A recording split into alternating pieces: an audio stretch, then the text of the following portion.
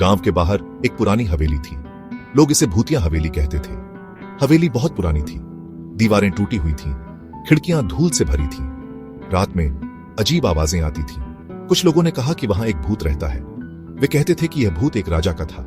राजा की हवेली में हत्या हुई थी, तब से उसकी आत्मा वहां भटकती है। गांव वाले हवेली से डरते थे, कोई भी पास नहीं जाता था, सब डरते थे। रोहित, अजय और सिमी गांव के दोस्त थे। वे बहादुर थे, उन्हें भूतों की कहानियां सुनना पसंद था। एक दिन रोहित ने एक चुनौती दी। उसने कहा, चलो भूतिया हवेली में जाते हैं। अजय और सिमी डर गए, लेकिन रोहित बहादुर था। उसने कहा, डरो मत, हम साथ हैं। अंत में अजय और सिमी मान गए। वे रात को हवेली जाने का फैसला करते हैं। रात को तीनों दोस्त हवेली पहुंचे। उनके पास एक टॉर्च थी। हवा तेज चल रही थी, पेड़ हिल रहे थे। रोहित ने दरवाजा खोला, दरवाजा चीखा। अंदर अंधेरा था, सिर्फ टॉर्च की रोशनी थी। वे अंदर गए।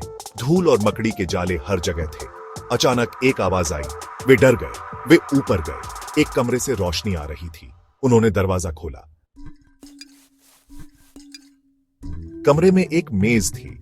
मेज पर एक मोमबत्ती जल रही थी और एक आदमी बैठा था। आदमी ने कहा, डरो मत, मैं तुम्हें कोई नुकसान नहीं पहुंचाऊंगा। तीनों दोस्त हैरान थे।